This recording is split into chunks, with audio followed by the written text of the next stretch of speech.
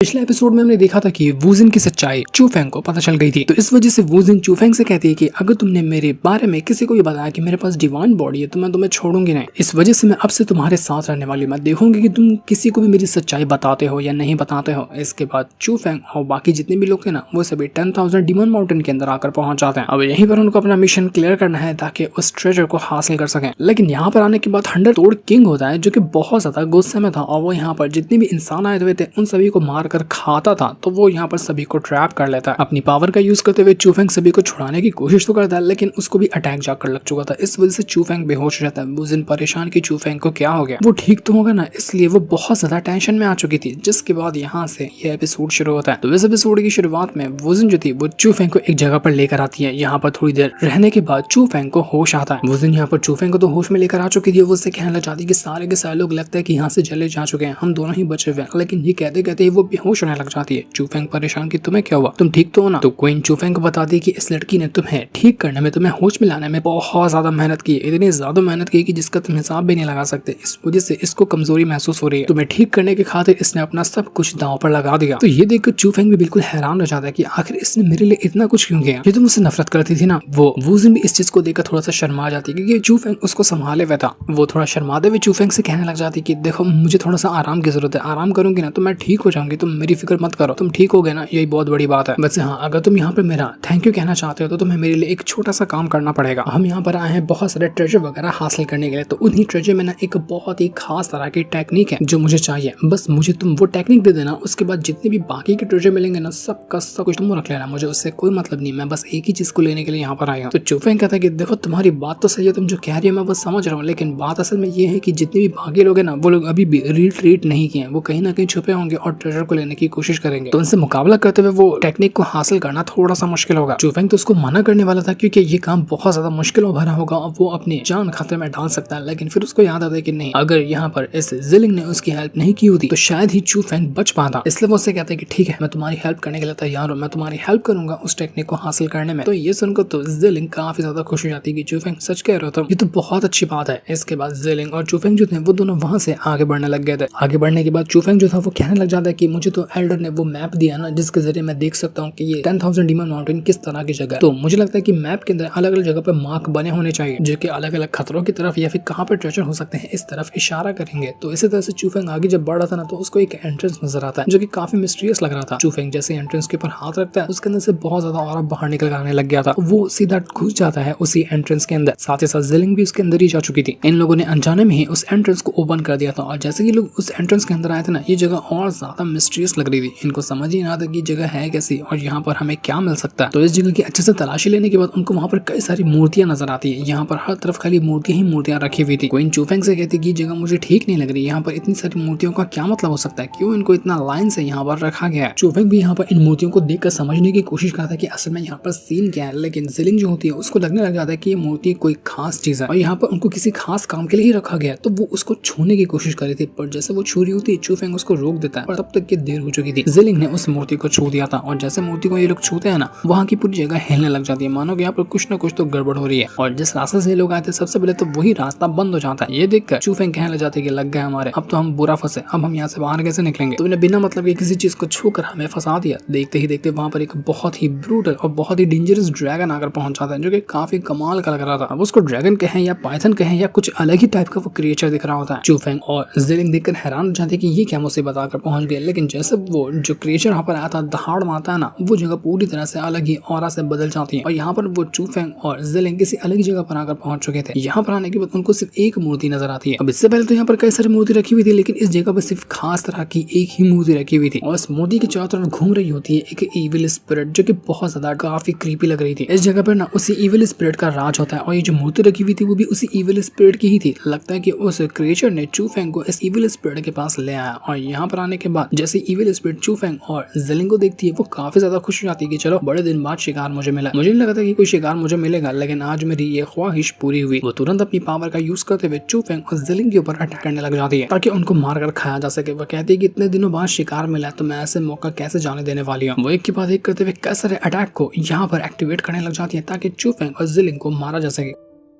Queen भी चूफेंग से कहने लग गई थी कि ये जो लड़की है ना, इसके हाथ में जो वेपन है, जो म्यूजिकल इंस्ट्रूमेंट लग रहा है, वो बहुत ज्यादा खतरनाक है, उसके जरिए ये अटैक कर रही है, तो उसके वेपन को साइड करते हुए तुम्हें उसके अटैक से बचना है और उसकी जान लेने की कोशिश करनी है। तो ये देखते साथ ही चूफेंग और ज़िलिंग जो थे ना, एक के बाद एक करते हुए उस लड़की के ऊपर जो कि इविल स्पिरिट थी उसके ऊपर अटैक करना शुरू कर देते हैं। एक अटैक चूफेंग करता था, दूसरा अटैक यहाँ पर आकर ज़िलिंग कर देती। दोनों के दोनों अटैक करके उसकी हालत खराब करने में लगे हुए थे। लेकिन हैरानी की बात ये थी कि जितना भी अटैक कर लिया जाए, वहां पर वो जो इविल स्पिरिट होती है वो मरने के लिए तैयार नहीं थी, उसके ऊपर अटैक का असर ही नहीं हो रहा था, वो तो मार मार कर ज़िलिंग की हालत खराब कर दी थी। ज़िलिंग तो सैड हो गई थी, उसको चोट लग गई थी, लेकिन चूफेंग जल्दी उसके पास जाता है और तुरंत उसको पकड़ कर संभाल लेता है, वरना तो यहाँ पर ज़िलिंग को और ज्यादा ब्रूटल चोट लग जाती और उसकी जान तक जा सकती थी। चूफेंग उसे कहता है कि ज़िलिंग तुम ठीक तो हो ना, तुम्हें कुछ हुआ तो नहीं। तो इस चीज को देखकर इविल स्पिरिट कहना चाहती कि अरे देखो कितने प्यारे लव बर्ड्स यहाँ पर मौजूद है, मैं तो यहाँ पर उस लड़की से और ज्यादा फाइट करना चाहती हूँ, उसको बोलो कि वो खड़ी हो जाए और वापस से मेरे साथ फाइट करे। तुम दोनों के साथ एक साथ मुकाबला करने में ना मजा आ रहा था, लेकिन अब अकेले से फाइट करने में मजा नहीं आएगा, मैं तुम दोनों से मुकाबला करना चाहती हूँ। चूफेंग जब यहाँ पर देखता है ना अच्छे से, तो उसको नजर आता है कि ये जो इविल स्पिरिट है ना, इसकी जो मूर्ति बनी हुई है उसको बार बार प्रोटेक्ट कर रही है, मतलब उसके ऊपर कोई अटैक नहीं लगने देना चाह रही। तो चूफेंग ये दिमाग लगाता है कि कहीं ऐसा तो नहीं कि इस मूर्ति के अंदर ही इस इविल स्पिरिट की जान बसती हो, किसी भी तरह से अगर मैं उस मूर्ति को तोड़ दूं ना, तो हो सकता है कि इविल स्पिरिट भी खत्म हो जाएगी। तो यहाँ पर चूफेंग कहने लग जाता है कि मैं जाता हूँ इस चुड़ैल का ध्यान भटकाने के लिए, तब तक कि ज़िलिंग तुम जाकर ट्राई करना कि तुम इस मूर्ति को डिस्ट्रॉय कर दो। तो इसी प्लान को एग्जीक्यूट करते हुए चूफेंग सबसे पहले जाता है उस चुड़ैल के साथ फाइट करने के लिए। वो उसका ध्यान भटका रहा था और उसके ऊपर एक से बढ़कर एक अटैक कर रहा था, तब तक कि ज़िलिंग तुरंत ही मौका देखकर चली जाती है उस मूर्ति को डिस्ट्रॉय करने के लिए। लेकिन इसकी खबर उस इविल स्पिरिट को लग चुकी थी, तो वो वापस एक और ब्रूटल अटैक बनाती है और चूफेंग के ऊपर मारते हुए ज़िलिंग की भी जान लेने की कोशिश करती है। उसने पूरा फायर क्रिएट कर लिया था और उसी फायर के अंदर यहाँ पर जाकर ज़िलिंग फंस चुकी थी, चारों तरफ से आग के बीच में घिर गई होती है। अब यहाँ पर उसको बचाना बहुत ज्यादा मुश्किल लग रहा था, लेकिन चूफेंग तुरंत क्वीन की पावर को अपने साथ मर्ज करता है और विंग्स को एक्टिवेट करते हुए सीधा ज़िलिंग को वहां से बाहर निकालता है, वरना तो ज़िलिंग यहाँ पर जलकर राख हो जाती। इस नजारे को देखकर तो ज़िलिंग काफी ज्यादा इंप्रेस हो जाती है कि सच में चूफेंग ने यहाँ पर मुझे आकर बचा लिया। चूफेंग उससे कहता है कि फिक्र करने की जरूरत नहीं, मैं इस इविल स्पिरिट को खत्म कर दूंगा, ये हमारा कुछ भी नहीं बिगाड़ पाएगी। इविल स्पिरिट चूफेंग के ऊपर अटैक करने की कोशिश करती है, उसने पूरी की पूरी जगह को आग के लपटों से बदल दिया था, लेकिन फिर भी चूफेंग को फर्क नहीं पड़ता। इससे यहाँ तक कि वो ज़िलिंग जो थी वो भी अपनी पावर को एक्टिवेट कर ली थी। एक तरफ से वो अपनी पावर को एक्टिवेट कर रही थी और उसके पास फ्लावर फॉर्मेशन होता है, यानी कि वो फूलों की पंखुड़ियों वाला अटैक बना दी और उसके जरिए वो इविल स्पिरिट के ऊपर अटैक कर रही थी, जिस वजह से उसने पूरी तरह से फॉर्मेशन के अंदर ट्रैप करके रख दिया था उसी चुड़ैल को। लेकिन चुड़ैल भी यहाँ पर तुरंत अपने इल्यूजन टेक्निक का यूज करते हुए अपने आप को उस ज़िलिंग के अटैक से बचाने की कोशिश करी थी, लेकिन तब तक मौका देकर चूफेंग तुरंत ही उस इविल स्पिरिट को वहां पर ट्रैप कर लेता। जैसे ही यहाँ पर वो ट्रैप हुई थी ना, ज़िलिंग तुरंत ही मौका देकर आती है और अपना स्वॉर्ड की मदद से वो जो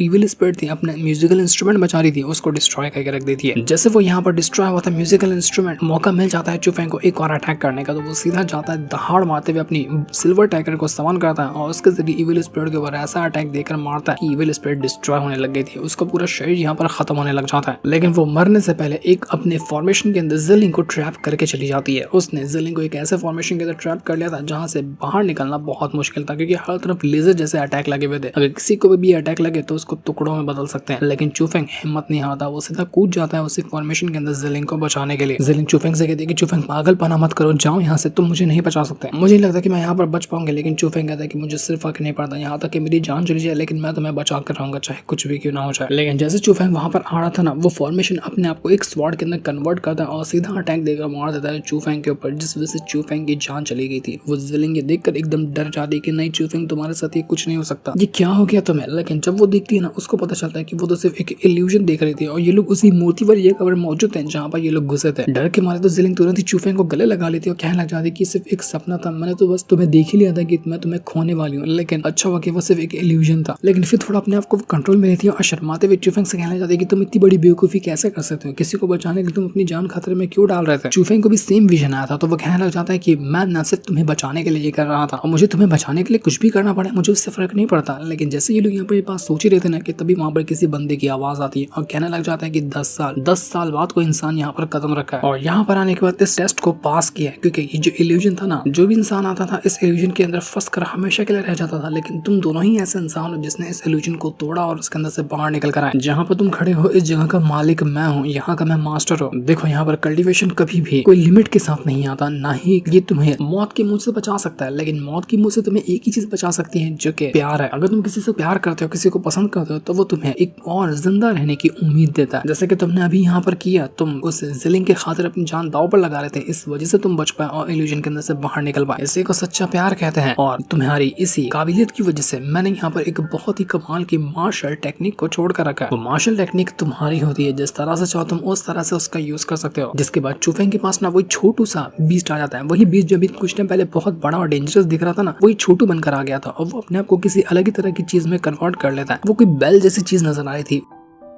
वो जो चूफेंग था जिलिंग से कहता है कि जिलिंग, क्या तुम इसी टेक्निक के बारे में कह रही थी? ये तुम्हें चाहिए था? अगर तुम्हें चाहिए तो मैं तुम्हें देने के लिए तैयार हूँ। लेकिन जिलिंग कहती है कि हाँ यही वो टेक्निक है जो मुझे चाहिए थी, लेकिन तुमने मेरी जान बचाई है, तो मेरे ख्याल से ये टेक्निक तुम्हारे पास होगी तो बेहतर है। लेकिन चूफेंग तुरंत अपनी पावर का यूज करते हुए जिलिंग को वो टेक्निक दे देता है कि नहीं, मैंने तुमसे वादा किया था ना कि टेक्निक मैं तुम्हें दूंगा और तुम्हारी हेल्प करूंगा टेक्निक हासिल करने में, तो मैंने तुम्हें ये टेक्निक दे दी। अब से ये टेक्निक तुम्हारी है। इस टेक्निक का नाम था फैंटम स्वॉर्ड आर्ट, जो कि 9 टियर की एक टेक्निक होती है। इस टेक्निक का यूज करते हुए ना किसी भी इंसान को जिस तरह का चाहे उस तरह का इल्यूजन दिखाया जा सकता है और वो उस इल्यूजन के अंदर मर जाएगा। जैसा कि इल्यूजन अभी यहाँ पर चूफेंग और जिलिंग ने देखा था, उसी तरह का इल्यूजन दिखाकर किसी की भी जान ली जा सकती है। उसको पता भी नहीं चलेगा कि वो इल्यूजन देख रहा है कि नहीं देख रहा। दूसरी तरफ हम कुछ बंदों को देखते हैं जो कि इसी 10,000 डीमन माउंटेन के अंदर मौजूद है और वो एक खास जगह पर आकर पहुंच चुके थे। लेकिन यहाँ पर आने के बाद इनका सामना ना एक अजीब तरह के फॉर्मेशन से हो गया था। यहाँ पर फॉर्मेशन इतना स्ट्रॉन्ग था कि वो फॉर्मेशन सभी की पावर को निचोड़ रहा होता है। देखते देखते कई सारे लोग मारे गए थे। यहाँ पर कुछ मास्टर वगैरह भी मौजूद थे। ये सारे मास्टर ना एक दूसरे के ऊपर ही इल्जाम लगा रहे होते कि देखो तुमने कहा था कि हम यहाँ पर आएंगे तो हमें ट्रेजर मिलेंगे, हमारा फायदा होगा, लेकिन हम यहाँ पर आने के बाद तो कितना बुरी तरीके से फंस गए, हमारी जान के लाले पड़े हुए। तो दूसरा मास्टर तीसरे के ऊपर इल्जाम लगाता कि नहीं तुम्हारी वजह से मैं यहाँ पर आया। ऐसे ये सारे कुछ मास्टर थे जो एक दूसरे के ऊपर इल्जाम लगा रहे थे कि तुम्हारी वजह से हमारा ये हाल हुआ है। सुपने विला का मास्टर भी वहाँ पर मौजूद होता है और वो सभी से कहने लगा था कि देखो झगड़ा करने का टाइम नहीं है हमारे पास, इसलिए हमें यहाँ पर झगड़े से नहीं दिमाग से काम चलाना होगा, तभी जाकर सिचुएशन हैंडल की जा सकती है। तो वहाँ पर एक दूसरा भी मास्टर मौजूद था, वो होता है स्पिरिटिस्ट, जहाँ पर रहते हैं ना वहाँ का डेप्यूटी हेड। और वो कहने लग गया था कि अगर हमें यहाँ से बाहर निकलना है तो ये फॉर्मेशन ब्रेक करना होगा। फॉर्मेशन जब तक ब्रेक नहीं होगा हम बाहर नहीं जा पाएंगे। तो सारे के सारे मास्टर मिलकर ना इस फॉर्मेशन को ब्रेक करने में लगे हुए थे, क्योंकि वो फॉर्मेशन ऐसा था कि सभी की कल्टीवेशन पावर को निचोड़ते हुए उनको मारने की कोशिश में लगा हुआ था। लेकिन तब हम देख पाते हैं कि यहाँ पर एक ना स्कॉर्पियन किंग होता है और उसकी एक बंदी भी मौजूद है। ये दोनों बहुत ज्यादा घड़िया लोग थे और इन लोगों ने फॉर्मेशन बनाया था जिसके अंदर सारे के सारे मास्टर वगैरह को ट्रैप किया गया था। वो लोग कहने लग जाते हैं कि ये इंसान ना हमेशा अपनी हरकत की वजह से फंसता है, इनके पास लालच इतना ज्यादा है कि अंधाधुन जहाँ समझ में आता है वहाँ घुस जाता है। ये दोनों के दोनों जो थे ना स्कॉर्पियन किंग और उसकी लड़की, और ये दोनों मार्शल रैंक के 4th लेवल पे होते हैं। वो लोग कहना चाहते हैं कि जितने लोगों ने लालच दिखा ना इनकी सजा इसको जरूर मिलेगी। कुछ ही टाइम के अंदर ये लोग बिल्कुल धूल मिट्टी में बदल जाने वाले हैं और ये फॉर्मेशन का हिस्सा बनकर रह जाएंगे। जिसके बाद वहाँ पर एक और लड़की आ जाती है जिसको वेनम क्वीन कहा जाता है और ये भी मार्शल रैंक के 4th लेवल पे थी। वो कहने लग जाती है कि हम तीनों तो यहाँ पर सही सलामत है, लेकिन थंडर टोड किंग जो है ना उसका पता नहीं चल रहा, शायद वो मर गया या फिर कहीं भाग गया, कोई गारंटी नहीं उसकी। तो ये लोग कहने लग जाते हैं कि ठीक है पहले हम इन इंसानों को मारते हैं, उसके बाद हमारे टोड किंग जो है ना उसको बचाने के लिए जाएंगे, क्योंकि ये पूरा 10,000 डीमन माउंटेन हम सब का इलाका है और इंसान यहाँ पर आकर राज नहीं कर सकता। लेकिन इनके लिए सबसे बड़ा खतरा सामने था चूफेंग का। वो लोग कहना चाहते हैं कि चूफेंग का हम क्या करेंगे, वो कहाँ पर होगा। वहीं पर जी डायनेस्टी का ना एक मास्टर भी होता है। यहाँ पर कहने लग गया था उन सभी स्कॉर्पियन किंग वर्ग ऐसे कि देखो चूफेंग को पकड़ो, मुझे वो जिंदा चाहिए, क्योंकि उसके जरिए मैं वो जो एप किंग है ना मंकी वाला जो कि घोस्ट टावर के अंदर रहता है, मुझे उसकी लोकेशन चाहिए कि वो कहाँ छुप कर बैठा है। ये लोकेशन मुझे चूफेंग ही बता सकता है, तो चूफेंग का मुझे ला कर दो। तो स्कॉर्पियन किंग कहना चाहते हैं कि देखो हम यहाँ पर अपना हिसाब किताब लगा रहे हैं, जैसा सिचुएशन समझ सही लगेगी हमें उस हिसाब से हम चलेंगे, और चूफेंग को पकड़ना होगा तो हम पकड़ देंगे, नहीं पकड़ना होगा तो हम उसको नहीं पकड़ेंगे। तो ये देखकर वो मास्टर गुस्सा हो जाता है कि मैं चूफेंग को छोड़ूंगा नहीं, किसी भी हालत में मुझे उसका पता चाहिए, और अगर तुम लोगों ने यहाँ पर ये काम नहीं किया ना तो मुझसे बुरा कोई भी नहीं होगा। यहाँ पर हम उसी प्रिंस को देख पाते हैं जो करना सारी की सारी बातें सुन रहा था। वो कहने लग जाते हैं कि अच्छा अब मुझे समझ में आया ना, ये जी डायनेस्टी वाले हैं जो कि चूफेंग के और मंकी किंग जो है ना उसके पीछे पड़े हुए। अब मंकी किंग से इनको क्या हिसाब किताब करना है वो तो मैं नहीं जानता, लेकिन जी डायनेस्टी इन सारी की सारी चीजों के पीछे है ये तो मुझे पता चल गया। इसके बाद स्कॉर्पियन किंग अभी अपने सही साथियों को लेकर उन्हीं जो मास्टर वगैरह फॉर्मेशन के फंस गए थे ना वहां पर लेकर आता है और अपने साथियों से कहना चाहता है कि जाओ और एक एक को चुन चुन कर मार डालो, क्योंकि ये लोग इस फॉर्मेशन के से बाहर नहीं निकल सकते, हम इनको तड़पा तड़पा के मारेंगे। देखते हैं कि ये लोग हमारा क्या ही बिगाड़ पाते हैं। बड़े दिनों बाद इंसान हाथ लगे हैं तो इनको ऐसे छोड़ेंगे नहीं हम। तो वहीं चूफेंग जो था ना उसकी नजर एक खास चीज पर चली जाती है जो कि किसी तरह का वेपन लग रहा था। चूफेंग कहने लग जाता है कि कहीं ऐसा तो नहीं कि ये वही वेपन है जिसके जरिए ये पूरा का पूरा फॉर्मेशन टिका हुआ है, अगर मैं इस वेपन को बाहर निकाल लूँ ना तो हो सकता है कि ये फॉर्मेशन डिस्ट्रॉय हो जाएगा या फिर ये खत्म हो जाएगा। अब गारंटी तो नहीं है लेकिन रिस्क तो लेना ही पड़ेगा। तो चूफेंग तुरंत ही उस तरफ जाने लग जाता है, लेकिन यहाँ पर वो जिलिंग कहना चाहते हैं कि चूफेंग तुम्हें ये नहीं करना चाहिए, तुम देख रहे हो ना कि वो थंडर टोड ही कितना ज्यादा स्ट्रॉन्ग था, और अब यहाँ पर तो बाकी के भी किंग वगैरह मौजूद है जैसे कि स्कॉर्पियन किंग और अलग अलग क्वीन वगैरह, तो तुम बहुत बुरा फंस जाओगे, हमें वहाँ पर नहीं जाना चाहिए। लेकिन चूफेंग कहता है कि नहीं मुझे जाना होगा, क्योंकि स्पिरिट गिल्ड जो है ना वहाँ के लोग भी मौजूद है और वहीं का मैं एक स्पिरिटिस्ट भी हूँ, तो मेरे ऊपर जिम्मेदारी है कि अपने ही जैसे स्पिरिटिस्ट को बचाना। जिलिंग कहते हैं कि ठीक है मैं चाहती हूँ उन सभी का ध्यान भटकाने के लिए, तब तब तक कि तुम उस आर्टिफैक्ट को निकालने की कोशिश करो। तो इतना कहने के बाद जिलिंग तो वहां से जा चुकी थी। क्वीन चुफेंग से कहती है कि चुफेंग, जिलिंग की फिक्र मत करो, उसके पास इतनी पावर है कि वो ये काम कर लेगी। तुम उस आर्टिफैक्ट को ध्यान लगाओ कि तुम उसको कैसे बाहर निकाल सकते हो। तुम्हारा बस एक ही काम है, जो काम है उस पर फोकस करो, वरना सिचुएशन और बिगड़ जाएगी। उधर जितने भी लोग थे वो सभी जैसे ही अटैक करने वाले थे ना इंसानों के ऊपर, तब तक वहां पर जिलिंग आकर पहुंच जाती है और यहाँ पर आने के बाद वो अटैक करना शुरू कर चुकी थी। वो कहना चाहती है कि बीस्ट वगैरह आओ, अगर तुम्हारे अंदर हिम्मत है तो मुझसे लड़के दिखाओ।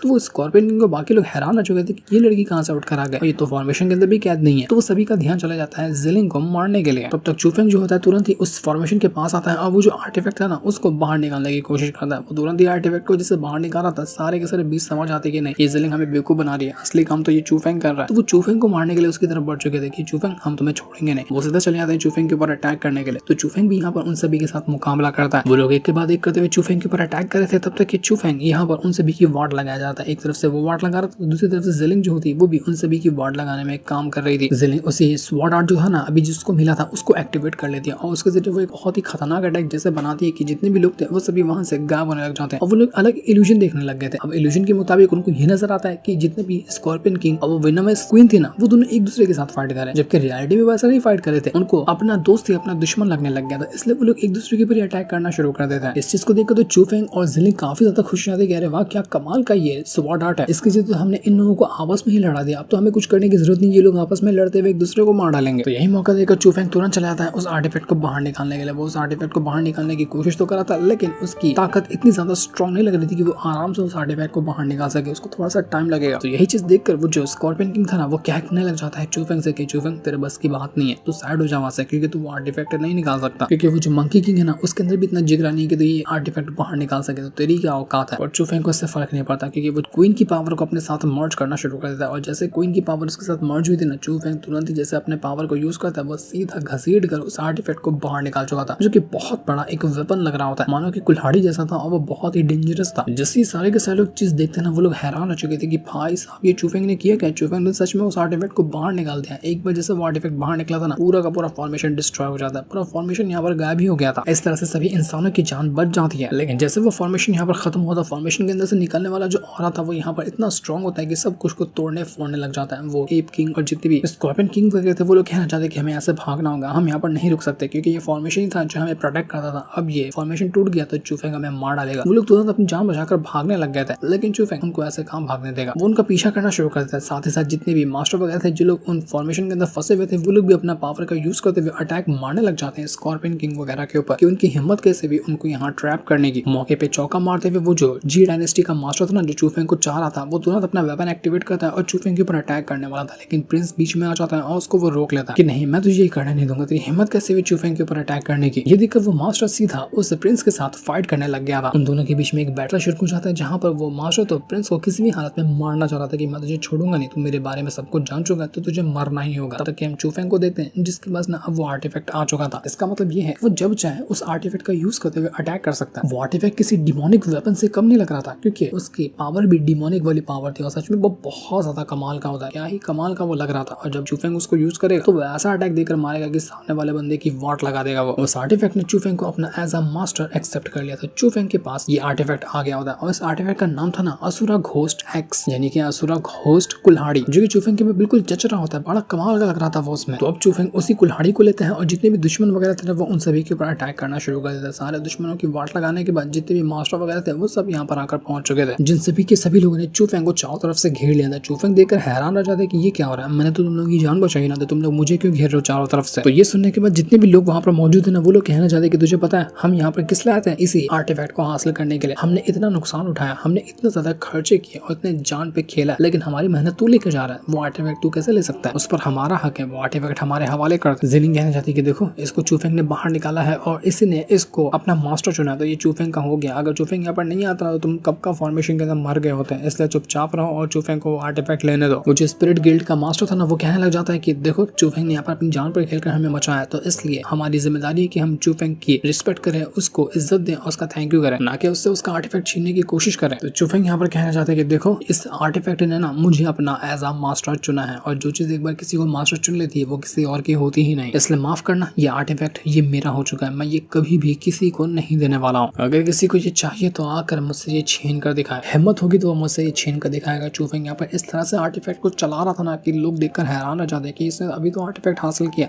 और ये उसको इतना अच्छे से यूज कर पा रहा है, ये तो इसी आर्टिफैक्ट का यूज करते हुए हमें दौड़ा कर मारेगा। चूफेंग कहना चाहते कि हम 10,000 डीमन माउंटेन के अंदर हैं, यहाँ पर एक नहीं बल्कि इस तरह के और भी कई सारे ट्रेजर मौजूद है, तो मुझे लगता है कि यहाँ पर टाइम पास करने से फायदा होगा। इस आर्टिफैक्ट को तुम लोग भूल जाओ, अगर दूसरा ट्रेजर चाहिए तो उसको जाकर हासिल करो, वरना वो सारी चीजें मैं ही ले लूंगा, फिर तुम लोग लेते रह जाना, कुछ भी नहीं मिलेगा। तो ये सुनने के बाद बाकियों के पास कोई ऑप्शन भी नहीं था, क्योंकि चूफेंग वरना सभी को धो डालेगा। वो कहते कि ठीक है तुम्हारे पास आर्टिफैक्ट आ गया तो तुम उसको रख लो, हम दूसरा कुछ ढूंढने के लिए जा रहे हैं। तो इसके बाद वो जो ज़ेलिंग थे ना चूफेंग से कहना चाहते कि चूफेंग तुम्हें एक चीज डाउट नहीं लग रही कि आखिर वो जो स्कॉर्पियन किंग, वेनमस क्वीन वगैरह जो थे ना, वो अचानक से ऐसा अटैक कैसे कर पाए, कैसे इन सभी को फॉर्मेशन के अंदर ट्रैप कर पाए? कहीं ऐसा तो नहीं कि जितने भी मास्टर वगैरह यहाँ पर मौजूद थे कोई उनमें से ऐसा जासूस था जो कि उन स्कॉर्पियन किंग वगैरह का साथ दे रहा था? हो सकता है ना कि ऐसा पॉसिबल हो, तभी जाकर उन लोगों ने इन सभी मास्टर को इस तरह से ट्रैप किया था। तो चूफेंग कहता है कि हाँ बात में तो तुम्हारी दम है, लेकिन अभी हमें वो नहीं पता कि कौन सा सब मास्टर हो सकता है जो कि उन स्कॉर्पियन किंग का साथ दे रहा था, जबकि हमने देख लिया कि वो तो जी डायनेस्टी का ही मास्टर था जिसका मेन टारगेट तो चूफेंग है। वो चूफेंग को मारना चाह रहा था, लेकिन फर्स्ट बाकी सारे मास्टर गए थे उस फॉर्मेशन के अंदर। ज़ेलिंग चूफेंग से कहना चाहते कि चूफेंग मुझे लगता है कि ना मुझे अब यहाँ से चलना चाहिए, क्योंकि जो ट्रेजर मुझे चाहिए था वो तो तुमने मुझे दे दिया, अब मैंने तुम्हारी यहाँ पर हेल्प कर दी है, तुम्हारा भी ये आर्टिफैक्ट हासिल करने में, तो तुम अपने रास्ते जा सकते हो ताकि तुम और ट्रेजर ढूंढ सको, लेकिन मुझे अब यहाँ से चलना होगा और हम दोनों वापस से जरूर मिलेंगे। उम्मीद कर दी कि तुम यहाँ पर ना और भी अच्छे ट्रेजर को ढूंढो। तो चूफेंग भी कहते हैं कि ठीक है तुम अपना ख्याल रखना। वो ज़ेलिंग जाते हुए कहते कि मैं अपना मार्शल रैम ना कुछ टाइम के अंदर ब्रेक थ्रू करने वाली हूँ, जो कि हेवन मार्शल रैम होगा। उसके बाद तुमसे मिलने के लिए जरूर आऊंगी, तो उम्मीद कर दी कि तुम मर मत जाना, उससे पहले तुम मुझे देखना उतना स्ट्रॉन्ग बनते हुए जिंदा रहोगे ना। तो चूफेंग भी कहता है कि बिल्कुल मैं जिंदा रहूंगा, तुम्हें देखने के लिए जरूर आऊंगा। तभी चूफेंग को वहाँ पर अटैक होता हुआ नजर आता है, और जब वो वहाँ पर जाकर देखते हैं तो उसको नजर आता है कि वहाँ पर तो प्रिंस मौजूद है जिसके ऊपर पूरा वेपन घुसा हुआ है। ये वेपन उसी जी